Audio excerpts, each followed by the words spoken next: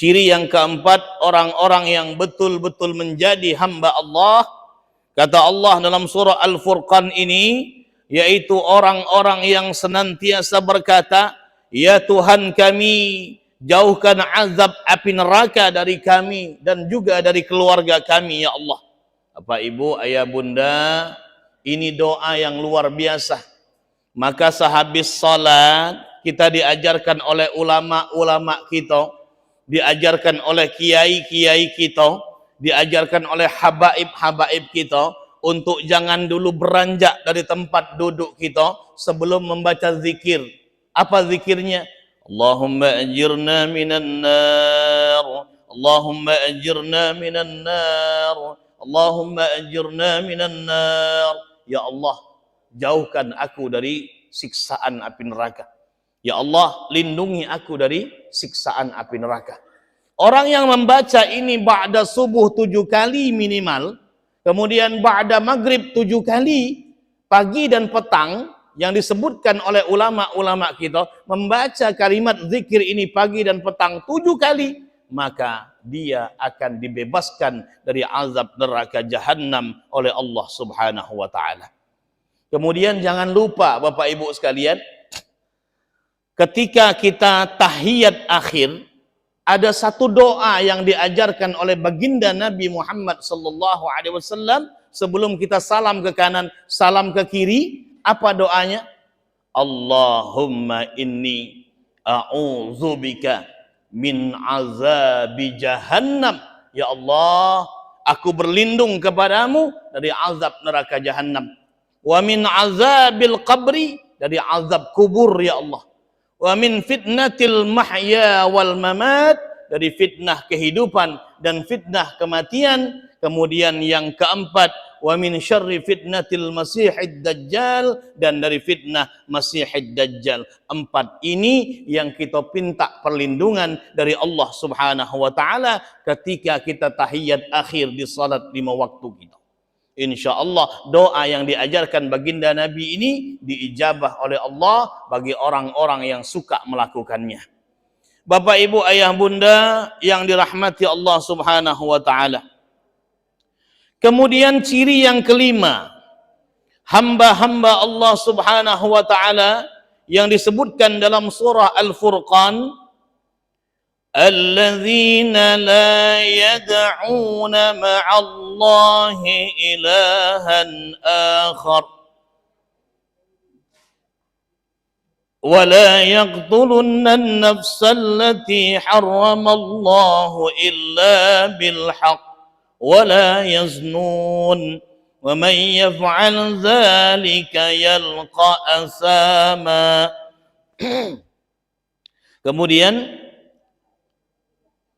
وَالَّذِينَ إِذَا أَنفَقُوا لَمْ يُسْرِفُوا وَلَمْ يَقْتُرُوا وَكَانَ بَيْنَ ذَلِكَ قَوَامًا, yaitu orang-orang yang apabila membelanjakan hartanya tidak berlebih-lebihan dan tidak juga pelit, tidak juga kikir.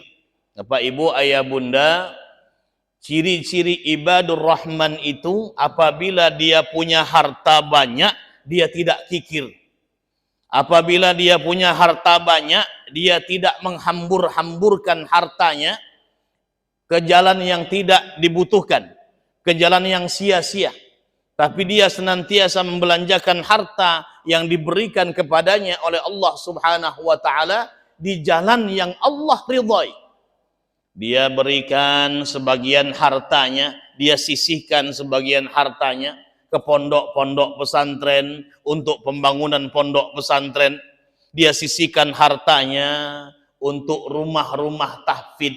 Dia sisihkan hartanya untuk masjid-masjidnya Allah Subhanahu wa ta'ala, untuk panti-panti asuhan yang mengasuh anak-anak yatim dan piatu. Dia belanjakan hartanya di jalan yang diridhai Allah Subhanahu wa ta'ala. Ini biasanya harta yang halal, dibelanjakan ke jalan yang halal. Kenapa Bapak Ibu sekalian? Karena tanggung jawab harta. Pertanyaan mengenai harta ini dibandingkan dengan pertanyaan yang lain ada 2. Harta ini nanti ketika di depan Allah Subhanahu wa taala ditanya dengan dua pertanyaan. Dari mana hartamu kau dapatkan, kemana hartamu kau belanjakan?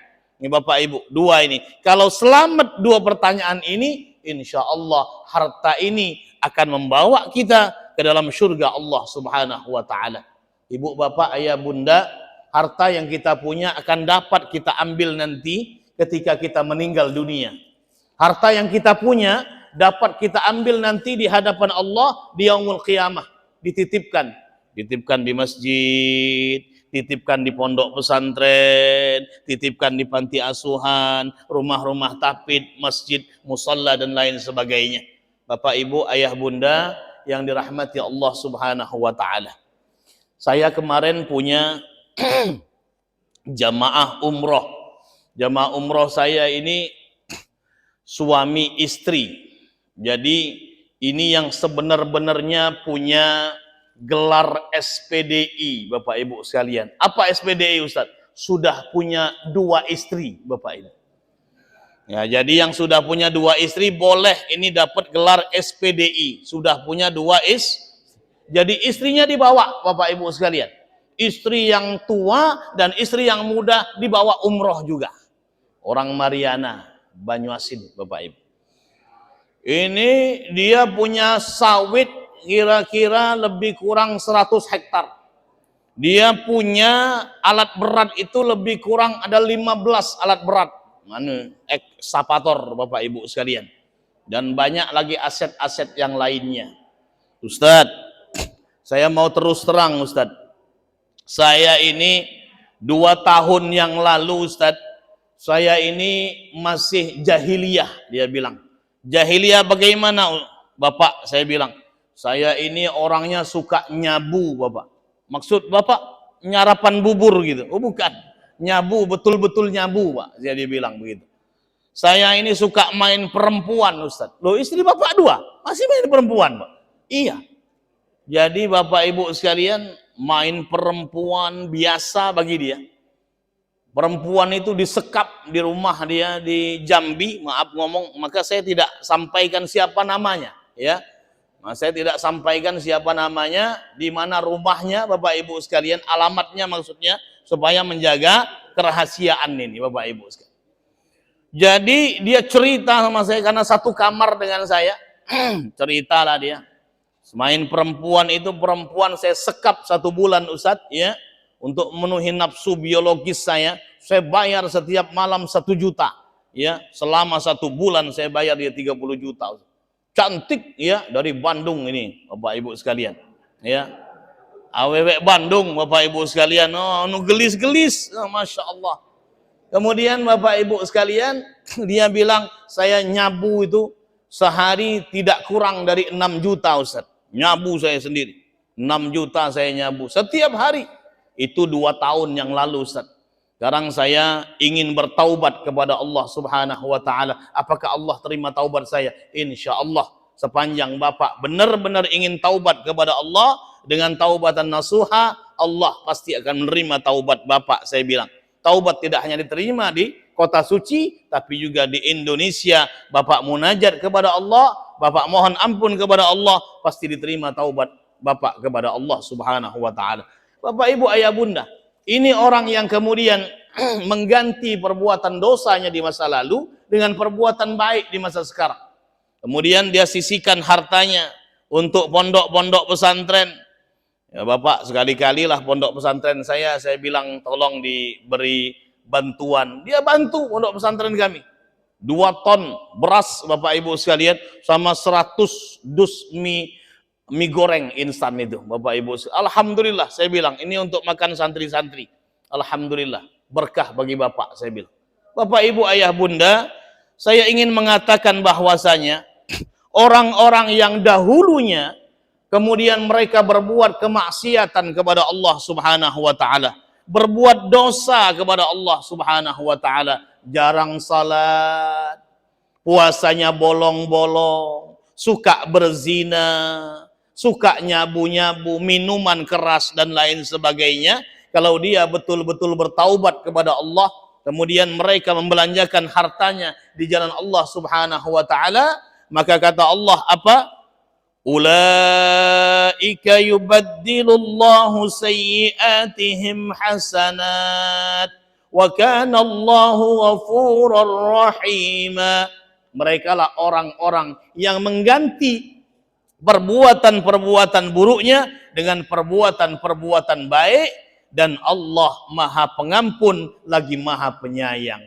Bapak, Ibu, Ayah, Bunda, orang yang bertaubat kepada Allah dengan taubatan nasuha, mengganti perbuatan buruknya dengan perbuatan baik, dan mereka menyesal dengan perbuatan dosanya, dihapus dosanya oleh Allah dan diganti dengan ketaatan kepada Allah Subhanahu wa taala. Bapak, Ibu, Ayah, Bunda yang dirahmati Allah Subhanahu wa taala, ini ciri yang keenam daripada orang yang betul-betul menjadi hamba Allah Subhanahu wa taala. Kemudian ciri yang ketujuh, alladzina la yad'una ma'allahi ilahan akhar. Orang-orang yang tidak menyembah kecuali hanya kepada Allah Subhanahu wa taala.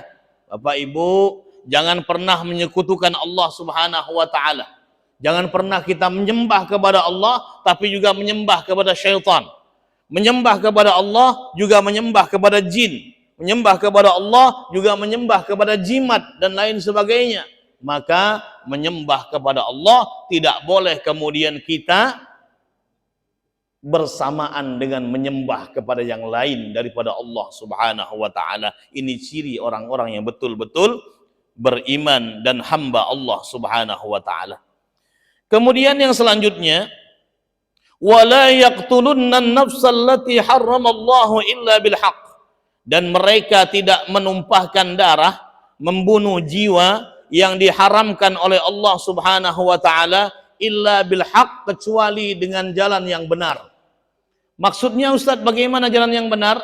Bapak, Ibu, Ayah, Bunda, seorang algojo yang kemudian memenggal kepala orang yang membunuh orang lain di Arab Saudi, ada namanya kisos, Bapak Ibu sekalian. Orang yang membunuh, dia kemudian dikisos dengan dipenggal kepalanya. Algojo ini tidak berdosa yang membunuh orang ini, Bapak Ibu. Ini membunuh dengan jalan yang benar. Atau kita mau dibegal di jalan, kita mau dirampok di rumah misalnya, kita lawan begalnya, kita lawan rampoknya yang ingin merampas harta kita, yang ingin melukai keluarga kita, yang ingin menumpahkan darah atau jiwa kita, kita ngelawan itu rampok, kita ngelawan itu begal, mati begalnya, kita tidak berdosa kepada Allah. Tapi kita mungkin terbuang, Bapak Ibu sekalian. Terbuang gitu. Di negara kita macam itu. Kita biasanya membela diri, punya bela diri, punya silat, punya karate misalnya. Kita mau dirampok, mau dirampas motor kita, mau dirampas mobil kita, kita ngelawan, mati itu rampok, kita tidak berdosa di sisi Allah. Tapi kita mungkin bersalah di mata hukum kita terbuang, Bapak Ibu sekalian. Tapi yang penting kita tidak berdosa di hadapan Allah Subhanahu wa taala. Bapak, Ibu, Ayah, Bunda, di zaman sekarang betapa banyak orang yang mudah sekali menumpahkan darah orang lain. Mudah sekali menghilangkan nyawa orang lain. Gara-gara duit cuma tidak seberapa, 100.000, kemudian nyawa orang lain hilang, Bapak Ibu sekalian. Gara-gara motor nyawa orang lain hilang dan lain sebagainya. Gara-gara bertengkar tetangga sama tetangga, kemudian nyawa orang lain hilang. Banyak sekali kejadian-kejadian yang membuat mata kita terbelalak bahwasanya zaman sekarang begitu mudah orang menumpahkan darah orang lain, begitu mudah orang menghilangkan nyawa orang lain. Nauzubillah min dzalik. Maka orang yang menghilangkan nyawa orang lain, jelas hukumnya di sisi Allah Subhanahu wa taala, mereka itu akan dilaknat oleh Allah, dilaknat oleh malaikat-malaikat Allah Subhanahu wa taala. Mereka akan dimasukkan dalam neraka, kekal selama-lamanya di dalam neraka Allah Subhanahu wa taala. Bapak, Ibu, Ayah, Bunda yang dirahmati Allah Subhanahu wa taala. Kemudian yang selanjutnya, walladzina la yashhaduna az-zur, yaitu orang-orang yang tidak bersaksi dengan saksi palsu, tidak memberikan persaksian palsu, tidak mengerjakan perbuatan yang tidak bermanfaat, dan selalu berkata jujur. Nah, ini Bapak Ibu sekalian, ciri ibadur rahman yang kedelapan, yaitu orang-orang yang tidak mau bersaksi palsu, orang yang senantiasa berkata jujur dari apa yang dia katakan. Ini ciri ibadur rahman yang kedelapan. Walladzina idza dzukkiru biayati rabbihim lam yakhirru 'alaiha summan wa umyana. Kemudian yang kesembilan, ciri ibadur rahman itu kata Allah Subhanahu wa taala, yaitu orang-orang yang selalu membuka mata mereka, selalu membuka telinga mereka, membuka hati mereka terhadap petuah-petuah, terhadap nasihat-nasihat, dan juga peringatan-peringatan serta petunjuk-petunjuk agama. Jadi ibu bapak yang duduk pada saat ini mendengarkan tausiah agama, ini termasuk di dalamnya. Duduk mendengarkan tausiah agama, ini melembutkan hati kita, Bapak Ibu sekalian. Orang yang lembut hatinya, biasanya orang itu mudah menangis. Bukan cengeng, Bapak Ibu sekalian. Tapi orang yang dilembutkan hati dengan Quran, orang yang dilembutkan hati dengan salat, orang yang dilembutkan hati dengan tausiah, biasanya orang ini mudah menangis, mudah tergugah hatinya. Itu ciri bahwasanya orang ini betul-betul hamba Allah Subhanahu wa taala. Bapak Ibu ayah bunda yang dirahmati Allah Subhanahu wa taala, ada orang itu kalau dinasihati nggak mau nerima nasihat. Kalau diberikan tausiah nggak mau mendengarkan tausiah agama. Kenapa? Hatinya keras. Hatinya ditutup oleh Allah Subhanahu wa taala. Maka inilah yang disebut dalam surah Al-Baqarah, khatamallahu ala qulubihim wa ala sam'ihim wa ala absarihim ghishawatu wa lahum azabun azim. Khatamallahu ala qulubihim, Allah sudah nutup hati mereka. Wa ala sam'ihim, kepada telinga mereka Allah tutup. Wa ala absarihim, Allah tutup mata-mata mereka. Ghishawatu wa lahum azabun azim, disegel semuanya oleh Allah Subhanahu wa taala, dan pada hari kiamat nanti mereka akan menerima azab yang pedih dari Allah Subhanahu wa taala. Maka bersyukur Bapak Ibu masih galak duduk macam ini ba'da subuh mendengarkan tausiah agama dari berbagai macam ustadz-ustadz kita. Mudah-mudahan itu akan menjadikan Bapak Ibu ayah bunda masuk dalam syurga Allah Subhanahu wa taala. Amin ya rabbal alamin. Yang terakhir, ciri ibadur rahman yang terakhir yang disebutkan dalam surah Al-Furqan ayat yang ke-67, yang ke-76.